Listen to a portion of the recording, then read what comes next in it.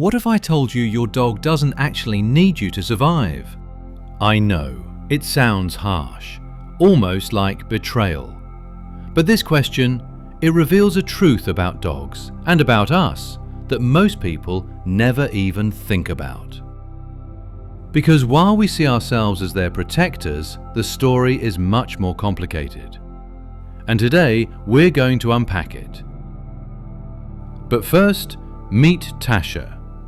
She was found on the outskirts of a village in Kenya, living completely on her own. No collar, no food bowls, no humans, just instincts and a pack. And here's the twist. Tasha wasn't just surviving, she was thriving.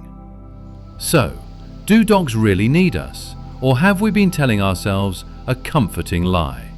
Let's find out. Dogs have been living with humans for tens of thousands of years.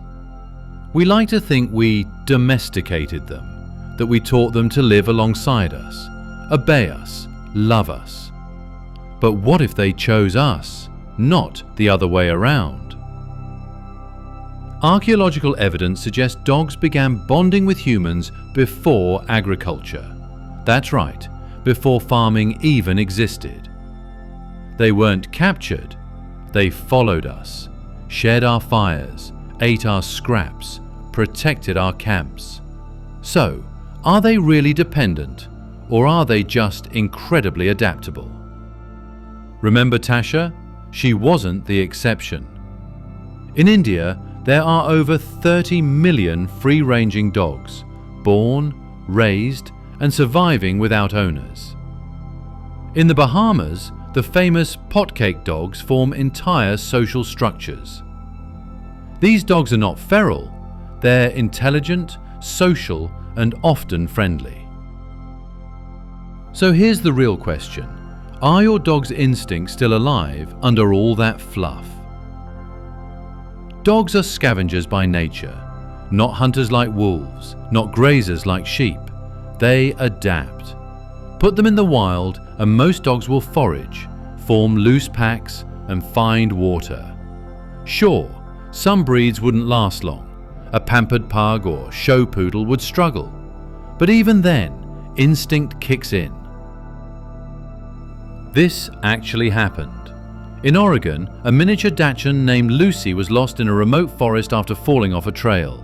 Everyone assumed she was gone. She survived 529 days, alone. No help, no kibble, just instinct.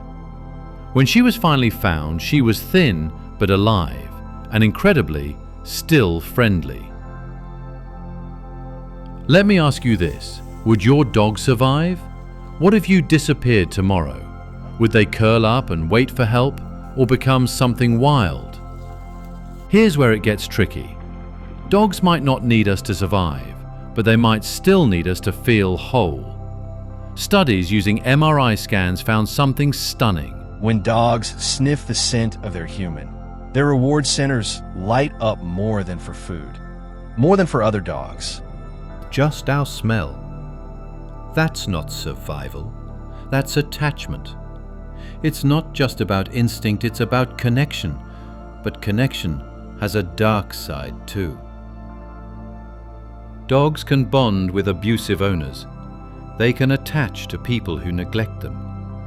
Why? Because they're wired to stay close to a source of safety, even if that safety is broken. It's called trauma bonding, just like humans. So now we ask, are dogs loyal or just afraid to be alone? Scientists now call dogs a domesticated success story. Why? Because they're the only non-primate species that can understand human gestures like pointing. Even wolves raised by humans can't do this as well. Dogs adapted so closely to human life that they developed empathy cues, raising their eyebrows to look more expressive, mimicking our social behavior. They became emotional mirrors, and in return, we fell in love. But let's not forget, that same empathy allows them to manipulate. Ever seen your dog fake an injury? Or act extra sad when you're packing for a trip? They're not clueless, they're brilliant, emotionally attuned survivors who learned exactly how to keep us close. So, do dogs need humans to survive? The honest answer? No.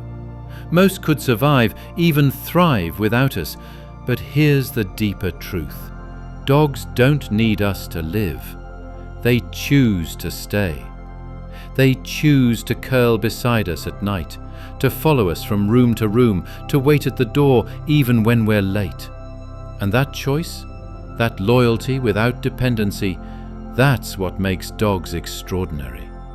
They are not prisoners of domestication, they are voluntary companions. And maybe that's why it hurts to ask this question.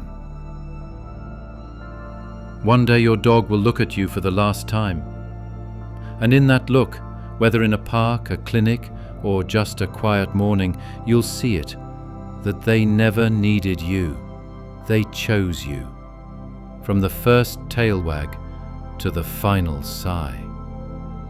So if this changed the way you see your dog, share it. Let someone else feel what you just felt. And next time your dog stretches beside you or sits patiently by the door, look back. Because behind those eyes is a soul that stayed. Want to know what your cat's stretch really means? Trust us, that truth is even stranger. Subscribe for the next video.